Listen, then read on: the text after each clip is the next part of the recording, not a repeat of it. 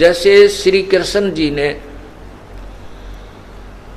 अर्जुन का भ्रम तोड़ने के लिए अर्जुन के मन में एक भावना पैदा होगी थी कि प्रभु मैं आपका बहुत ही निकटतम मित्र और सेवक हूँ। उसके मन में यही बात आ गई थी कि मेरे जैसा श्रद्धालु सेवक आपका नहीं हो सकता। तो उस भ्रम को तोड़ने के लिए कि मैं आपका सब सर्वोत्तम भक्त हूँ, श्री कृष्ण जी ने अर्जुन को साथ लेकर के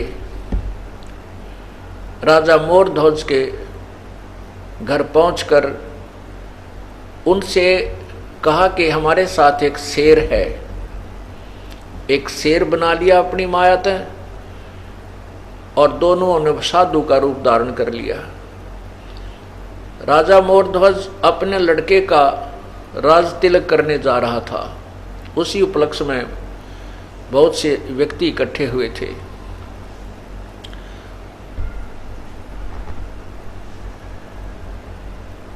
भगवान श्री कृष्ण जी ने जाकर कहा कि मोरध्वज हमारा शेर है, इसको भोजन आहार कराइए, हम पीछे आहार करेंगे। मोरध्वज ने प्रार्थना की थी, प्रभु आहार कीजिए, प्रसाद पाइयो, भोजन कीजिए। उन्होंने कहा था पहले हमारे शेर का भोजन कराओ, बाद में हम आहार करेंगे। और सुन लेना, ये हमारा शेर पशु पक्षी का मांस नहीं खाता, ये तो मनुष्य का मांस खाता है। और सुन ले, कहीं किसी पल्लेदार न पकड़ लाओ, उसका मांस नहीं खाएगा, तेरे घर के सदस्य का ही मांस खाएगा। तब मोरध्वज, क्योंकि उस मोरध्वज राजा करबद्ध होकर कहने लगा, जो आपकी आज्ञा प्रभु ऐसा ही होगा। क्योंकि उस समय संतों का सत्कार बहुत किया जाता था, क्योंकि साधु संत कुछ शक्ति युक्त होते थे। वो जो वचन कह देते थे उनके वचन पार हो जाया करते थे। इस आधार से उन्होंने संत की उनको संत मान करके और प्रत्येक आज्ञा का पालन किया।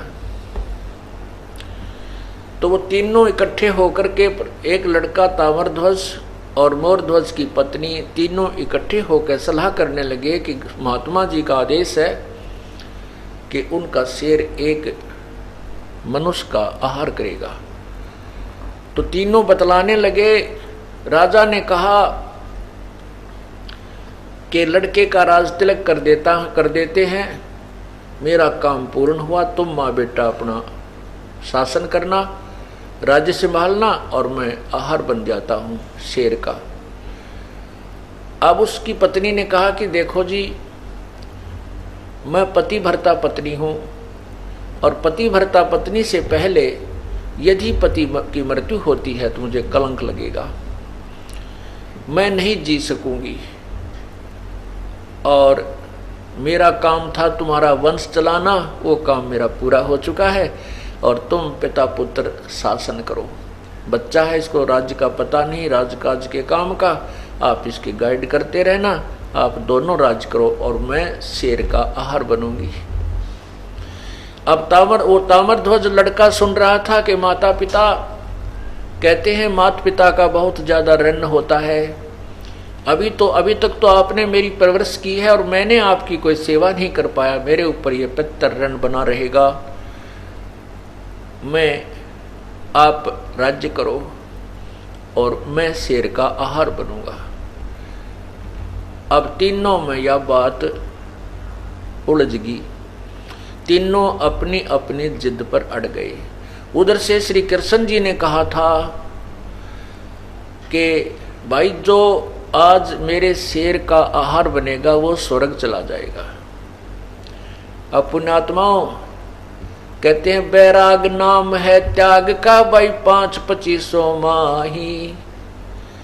बैराग नाम है त्याग का, इन 5-25 माही ये काम क्रोध मोह लोभ अहंकार और ये 25 प्रकृति जो हमारे ऊपर दबाव डाल रही है, कहते इन्हीं में रह करके वैराग करे। कैसा वैराग करे? लोभ काम क्रोध मोह लोभ, लोभ करे तो ऐसा करे, अब लालच करे तो ऐसा करे, बेईमाना करे तो ऐसा करे। कैसा करे कि मोर ध्वज ये सोच रहा है कि मेरा बुढ़ापा आ गया, मरना एक दिन है ही, और इतना बढ़िया अवसर कब मिलेगा, स्वर्ग जाऊंगा, और बैठ गया सूत। तो वो नो लालच कर रहा कि मेरा नंबर आ जाए, आज मैं मरूं, शेर का हार बनूं, स्वर्ग जाऊं। यही लालच रानी के मन में। अग भाई कद कद सूत बैठे स्वर्ग में, क्या पता बाद में जावा ना जावा, रिपते सीधी टिकट बने। यही लालच फिर उसने लड़के को था, तीनों के मन में यही लोभ था। अब कहते हैं लोभ करे, लोभ को रखो पर सुथरा करो, परमात्मा के नाम का करो, दान का करो, भक्ति का लोभ लालच करो। इन कहते हैं तब तीनों आकर के उन संतों के पास, दोनों संत रूप में बैठे थे लाल कपड़े पहन के। मोर ध्वज कहता है जी मैं आपके समर्पण हूँ, मेरा शीश ले लीजिए। रानी कहती है नहीं जी ये मेरे पति हैं और मेरा काम पूरा हुआ, मैं पतिव्रता पत्नी हूँ, इनसे पहले मेरे से पहले ये नहीं जा सकते, आप मेरा शीश लीजिए। अब लड़का कहता है कि देखो महात्मा जी ये मेरे माता पिता हैं, मैंने इनकी कुछ सेवा की नहीं, ये तो वैसे जिद कर रहे हैं, और आप मेरा शीश ले लीजिए। तब श्री कृष्ण जी कहने लगे भाई मैं फैसला करता हूँ, तुमसे नहीं हो रहा। कहाँ जी आप कर दो, आपकी बात फाइनल होगी। कहने लगा भाई लड़के को अर्पण कर दो, और सुनो तुम दोनों इसके सिर पे आरा चलाओ, बीचों बीच काट देना। अच्छा जी किस लिए काटना है, कि जो दायां अंग है इसको इस शेर खाएगा, बाएं को नहीं खाएगा, इसको रिजेक्ट करके एक तरफ डाल देना है। अब जब वो दोनों आज्ञा पाकर के ताम्र ध्वज ने स्नान किया और बैठ गया, माता पिता सिर पे आरा धरकर और उसको चीरने लगे। तब ताम्र ध्वज को ये बात याद आ गई कि मैं कितना पापी हूँ, हो सकता है मैं स्वच्छ नहीं हूँ पूर्ण रूप से, इसलिए मेरा आधा ही शरीर प्रयोग आया, हो सकता है मैं स्वर्ग ना जा सकूं।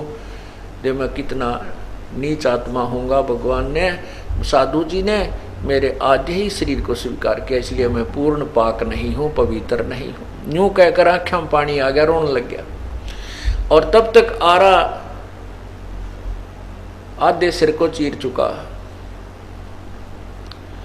तब मोर ध्वज ने कहा, श्री कृष्ण रूप में, श्री कृष्ण जी ने साधु रूप में कहा भाई हम नहीं लेते ये भेंट तुम्हारी, ये बेटा तो रो पड़ा तेरा।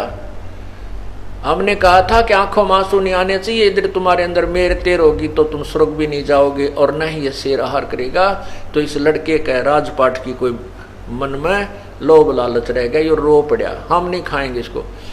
तब वो लड़का मरता मरता कहता है भगवान आप अंतर्यामी हैं, ये महात्मा जी ऐसी बात नहीं है, मैं इसलिए रो रहा हूं कि मैं इतना पापी हूं कि मेरा आधा ही शरीर काम आ रहा। आप कहे इतना कह के वो लड़का प्राण त्याग गया।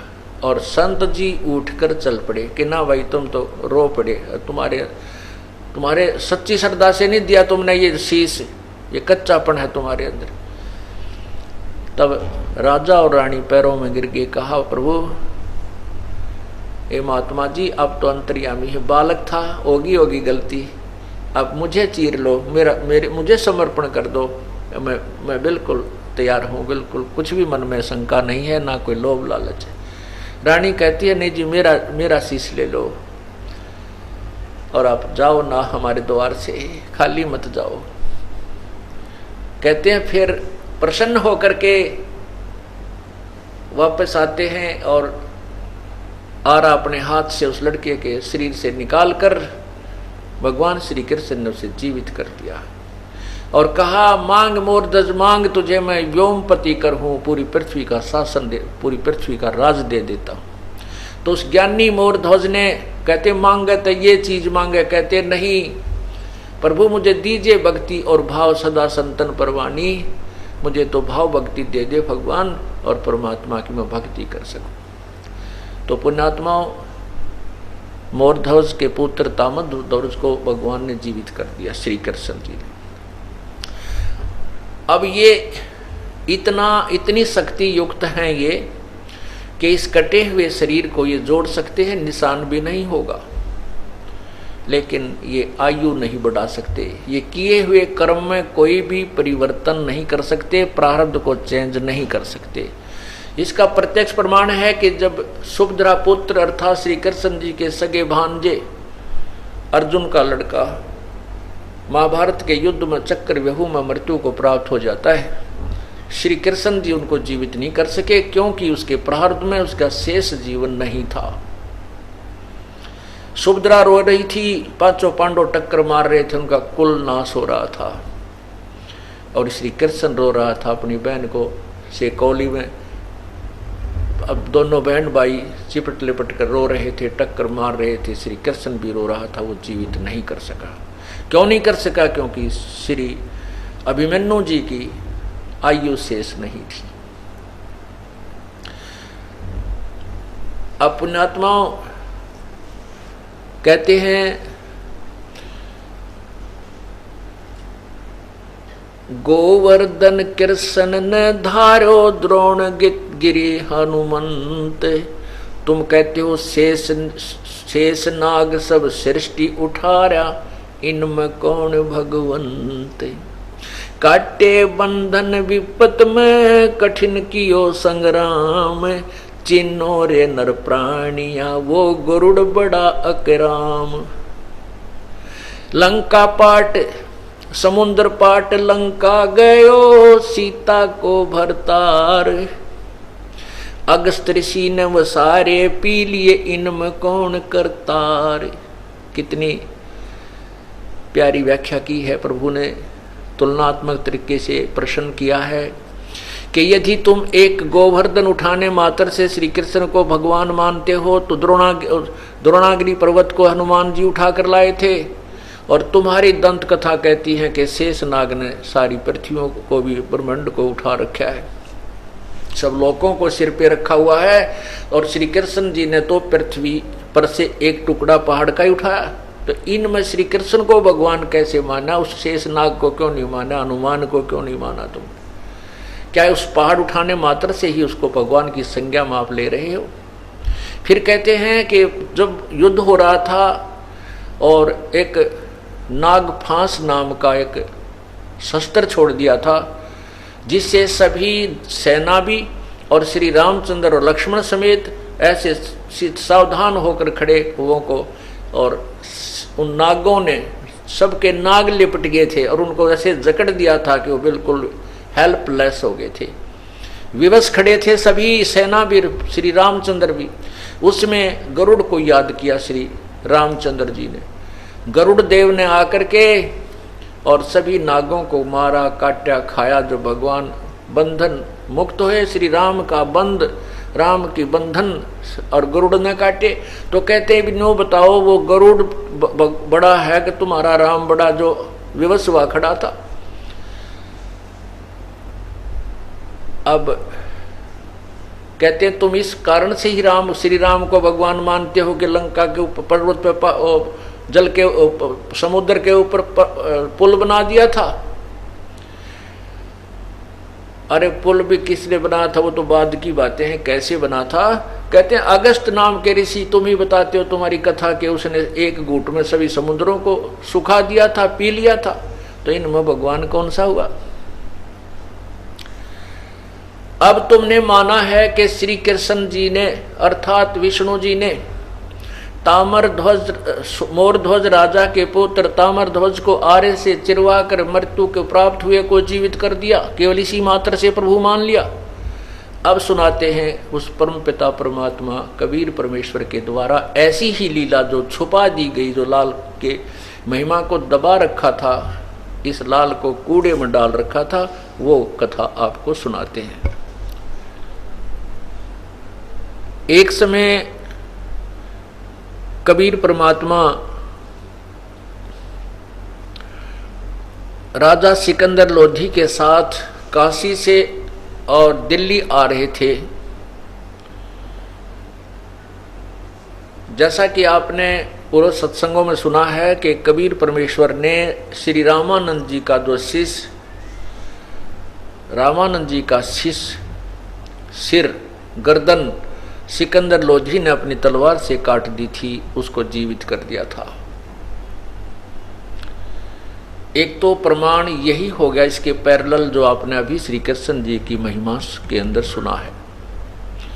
उसके बाद सिकंदर लोधी के जलन के रोग को, जो असाध्य रोग था और जिसके बारे में यह कह दिया गया था सभी मौलवियों और काजियों और सभी पीरों और संतों, हिंदू धर्म के संतों के द्वारा भी ये कह दिया गया था कि राजा ये तेरे भाग्य में अर्थात प्रारब्ध में लिखा है, इसको चेंज नहीं किया जा सकता, ये रोग तुझे भोगना ही पड़ेगा। उस प्रारब्ध के कर्म को भी परमात्मा कबीर जी ने अपनी आशीर्वाद मात्र से ठीक कर दिया था और फिर नाम दिया उस प्यारी आत्मा को, सिकंदर लोधी को शिष्य बनाया। मासा घटे न चल बधे विदना लिखे जो लेख, और साचा सतगुरु मेट कर ऊपर मार दे मेखो। अर्थात पूर्ण रूप से क्लोज कर दे उस चैप्टर को ही जो तेरे प्रारब्ध का आपको दुखदाई होना था। अब दूसरा उदाहरण देते हैं। वो तो ये हो सकता है कि रामानंद की आयु शेष होगी इसलिए कबीर जी ने जीवित कर दिया, तो उसी के पैरेलल हो गया। अब इससे भिन्न बताते हैं। जब रास्ते में सिकंदर लोधी कबीर जी को प्रार्थना करके दिल्ली ला रहे थे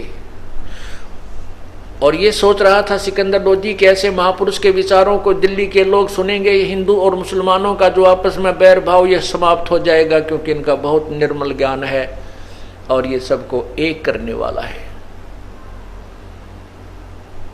उधर से सिकंदर लोधी का एक पीर, धार्मिक गुरु जो इंटरनेशनल लेवल का यानी गुरु था, हिंदुस्तान का पूरे मुसलमान धर्म के लोग उसकी आज्ञा का पालन करते थे, शेख तकी, तो वो भी उनके साथ काशी गा हुआ था। जब उस शेख तकी ने ये देखा कि सिकंदर लोधी राजा का जो लगाव है इस कबीर में अधिक हो गया है और तेरी महिमा अब कम हो जाएगी, इस ईर्षावश शेख तकी अंदर से अंदर परमात्मा कबीर जी से ईर्षा करने लगा।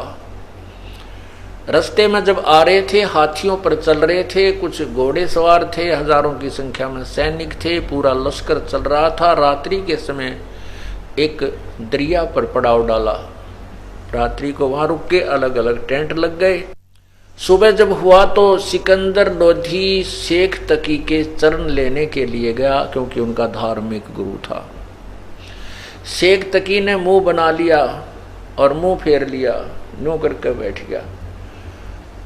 अब सिकंदर लोधी जाने था कि आज इसका कोई मरोड़ी लागी, कोई बात क्या चाहता है इसे पूछ लेता हूं। गर्भवत होकर सिकंदर लोधी दिल्ली के बादशाह ने कहा, पीर जी मुझसे क्या गलती होगी, आप मुझसे रुष्ट क्यों हैं? कहने लगे, तुझे जो मिल गया ना एक गुरु और, तुझे मेरी क्या आवश्यकता है? अब तो तुझे वो कबीर कबीर दिखाई देता है, अब शेख तकी नहीं दिखाई देता। राजा ने कहा, ऐसी कोई बात नहीं है, आपसे मेरा उतना ही लगाव है, लेकिन जिस व्यक्ति ने मुझे जीवन दान दिया और जिस व्यक्ति ने मेरे सामने, जिस महापुरुष ने मेरे सामने मेरे हाथ से कत्ल किया हुआ जीवित कर दिया, तो मेरे जैसा दुष्ट नहीं जो मैं इसको अल्लाह या खुदा या मैं तो इसको ना दूं, इनको मैं ये प्रभु ना मानूं। अच्छा, इसने मुर्दा जिंदा कर दिया? हाँ जी कर दिया, मेरे सामने कर दिया। कहने लगा, मैं जब मानूंगा इस कबीर को कि इसमें कुछ शक्ति है, मेरे सामने कोई मुर्दा जीवित करे, और नहीं तो सिकंदर लोधी में जाकर के दिल्ली में सभी मुसलमानों को बता दूंगा कि राजा काफिर हो गया है। उसने एक हिंदू से उपदेश ले लिया। अब राजा लोगों की इतनी जड़ होती है, इतना ही बेसहोश है इनका, इतना घबरा जाते हैं कि पब्लिक तेरे खिलाफ हो जाएगी, तेरा राज चला जाएगा, तो वो घबरा गया। तब सिकंदर लोधी मुंह लटका दिया कि भैया तो बात बिगाड़ेगा, ये पक्का है अट्ठी। वापस आया तो परमात्मा के पास आए, कबीर जी के पास, जो अपने टेंट में ही रखा हुआ था आदर से, और करबद्ध होकर बैठ गया प्रभु, और मायूस होकर बैठ गया। तो परमेश्वर ने पूछा कि राजा क्या बात है, आज आपका चेहरे पर रौनक नहीं है, कोई राजकाज में शांति तो है। तब सिकंदर लोधी ने कहा कि प्रभु आपके होते राजकाज में क्या हो सकता है, लेकिन एक ये जो हमारा धार्मिक गुरु है, यो मेरा सिर का दर्द है, यो ना उल्टा लिया पड़ता ना सुलटा, ये मुझसे रुष्ट हो गया है। परमात्मा ने पूछा कि क्या कारण है, किस कारण से रुष्ट हो गया, इसको भाई मना ले और दे दे 10 रुपये फालतू, पीर प्यारा का इतना भी तो या करे। कहने लगा जी ऐसी बात नहीं, आज तो यो बहुत जबरदस्त जिद लगा बैठा। ये कहता है कि मैं, तब ये कहता है कि यदि तूने कबीर आप जी के बारे में कह रहा है कि यदि इसमें कोई शक्ति है तो मैं अपनी आंखों देख कर मानूंगा, और नहीं तो सब मुसलमानों को कह दूंगा कि राजा ने धर्म चेंज कर लिया। ये कह रहा कि मैं कह दूंगा कि वो कबीर का शिष्य बन गया है। और वो भोले लोग इसकी बहुत मानते हैं, इसको अल्लाह का नुमाइंदा तक मानते हैं, हर आज्ञा का पालन करते हैं, प्रभु मेरा राज्य नहीं रहेगा। तब परमात्मा ने कहा कि कह दे भाई सिकंदर लोधी, कह दे शेख तकीने के ढूंढ ला कोई मुर्दा, इसकी या भी फड़क काट दूं। तो सिकंदर लोधी को तो पता था, जब सामने कर रखे ऐसे लीला, उसको तो चिंता थी नहीं कि जब सतगुरु ने कह दी ये बात तो फाइनल होगी, जान बची, राज्य बचा। तो जाके कहने लगा शेख जी कोई मुर्दा ढूंढ लाओ, कबीर जी कहते हैं उसको तेरे सामने जिंदा कर दूंगा। तो कहने लगा मैं कहां से लाऊं मुर्दा ढूंढ कर, कभी देखेंगे, कभी कोई बात होगी जब कोई ऐसे कोई मुर्दा होगा, कोई मृत्यु किसी की होगी तो पूछूंगा इससे, क्योंकि वो मृत्यु नेचुरल डेथ होगी तो वो प्रारब्ध पूरा हो चुका होगा। परमात्मा ने के देर लगे इस परम पिता कबीर परमेश्वर को, क्या कहते के कर दे एक पल में। उसी समय देखते हैं सिकंदर लोधी बाहर आया और बाकी कुछ स्नान कर रहे थे दरिया में सैनिक। उन्होंने देखा कि कम से कम आधा किलोमीटर दूर से देखा कि दरिया में एक 12-13 वर्ष की आयु के बच्चे का शव बहता हुआ आ रहा है, और उस शव को, वो मृत्यु को प्राप्त हो चुका था, उसका प्रारब्ध शेष नहीं था। और कुछ ऐसा समाज है वो न तो मुर्दे को जलाता है न दफनाता है, जमीन में भी नहीं गाड़ता है, वो जल प्रवाह कर देते हैं मृत्यु होने के उपरांत श्रद्धा से। जैसे हम अपना मुर्दे को सवा करते हैं, जलाते हैं, तो वो जल प्रवाह कर देते हैं सब कुल के परिवार मिलकर। उसके नीचे एक बेड़ा सा बना देते हैं, फ्लोटिंग एक ऐसा बना देते, फ्लोट जो तैरने वाला, किसी लकड़ियों का या बाजरे बूजरे की ज्वार की पूलियों का ऐसे एक नीचे प्लेटफार्म सा बनाकर थी, उसका ऊपर आदर से लुटाकर ऊपर कपड़ा बांधकर और उसको जल प्रवाह कर देते हैं। वो सोचते हैं कि इसके शरीर को जीव जंतु खा करके दुआ देंगे। तो वो लड़का बहता हुआ आ रहा था जिसका प्रारब्ध समाप्त हो चुका था। तो सबने कहा जी वो एक मुर्दा आ रहा है। तब सिकंदर लोधी खुश हो गया कि देखो वो आ रहा है मुर्दा। तो शेख तकी भी बुला लिया कि आ जाओ, कबीर जी भी बुला लिए कि आ जाओ, वो मुर्दा आ गया, मुर्दा आ गया, वो सब आ रहा है। तब परमात्मा ने कहा कि पहले शेख तकी प्रयत्न करे, कई बाद में नंबर बनावक मैं भी जीवित कर दूंगा। तो सभी ने कहा ठीक है पीर जी आप भी कोशिश करो, आपसे नहीं होगा तो फिर यही तभी तो फैसला होगा थारी शक्ति का, दोनों कोशिश करोगे। शेख तकी ने भी अपने जंतर मंत्र शुरू किए।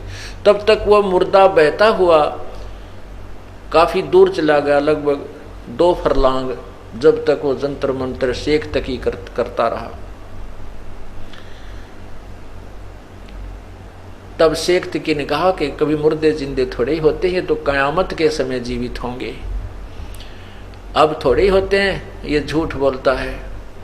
ये चाहता था कि मैं ऐसे ऐसे लटो अपना कोशिश करूं, तब तक ये मुर्दा चला जा, कबीर के सिर से बला टले। ये भी नहीं कर सकता, ये झूठ बोलता है।